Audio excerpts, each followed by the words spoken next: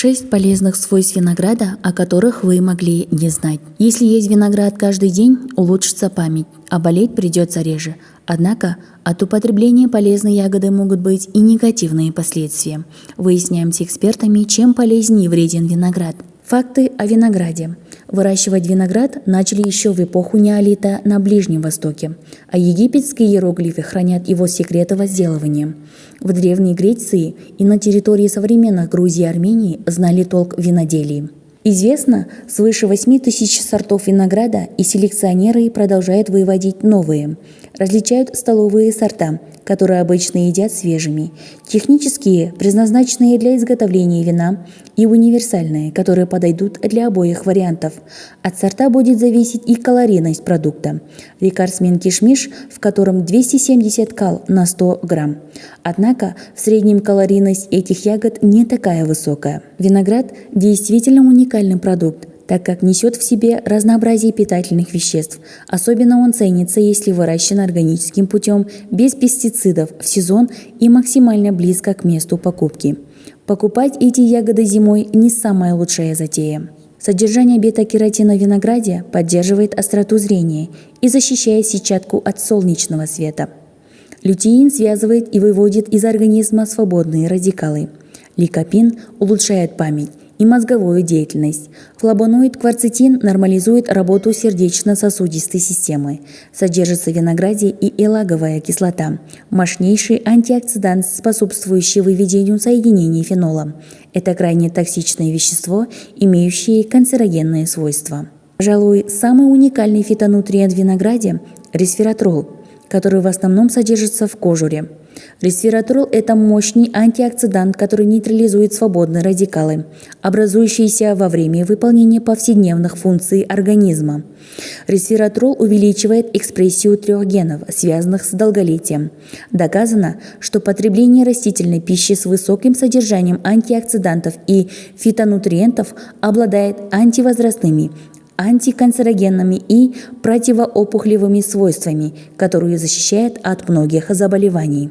При выборе винограда отдавайте предпочтение темным сортам, лучше менее сладким, так как все части винограда полезны. Можно съедать ягоду полностью с косточками. Виноград полезен как в качестве самостоятельного отдельного продукта, так и в различных сочетаниях.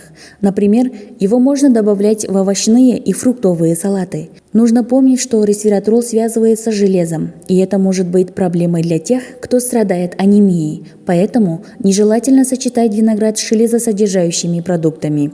Увеличить действие ресвератрола в винограде можно, употребляя его одновременно с продуктами с высоким содержанием жира, овощами семейства крестоцветных – это брокколи, цветной капустой и черным перцем пеперином. При всей очевидной пользе винограда его стоит употреблять в умеренных количествах. В сезон 100-150 граммов в день оптимально. Лучше есть виноград до обеда, как десерт. В качестве перекуса ягодой винограда лучше сочетать с жирными орехами.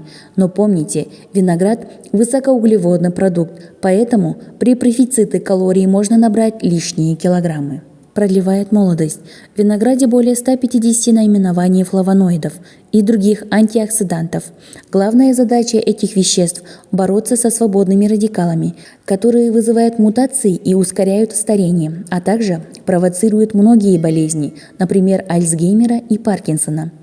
Антиоксиданты не просто замедляют эти процессы, они могут восстановить клетки и тем самым замедлить процессы увядания. Повышает иммунитет. Ресвератрол красного винограда, по данным исследований, может стимулировать врожденный иммунитет. Воздействие этого антиоксиданта значительно усиливается в комбинации с витамином D. Врожденную иммунную реакцию называют также первой линией защиты организма, обеспечивающей способность бороться с бактериальными инфекциями. Помогает бороться с раком. Ученые установили, что виноград помогает в профилактике раковых заболеваний, а также улучшает общее состояние здоровья. Так, по данным исследований, эти ягоды снижают риск развития рака молочной железы, толстого кишечника и простаты. Экстракт семян винограда способен остановить рост злокачественных клеток предстательной железы. Поддерживает сердечно-сосудистую систему. В винограде содержится много полифенолов, которые помогают организму регулировать уровень хорошего холестерина, поддерживают здоровье сосудов, снижают риск развития атеросклероза.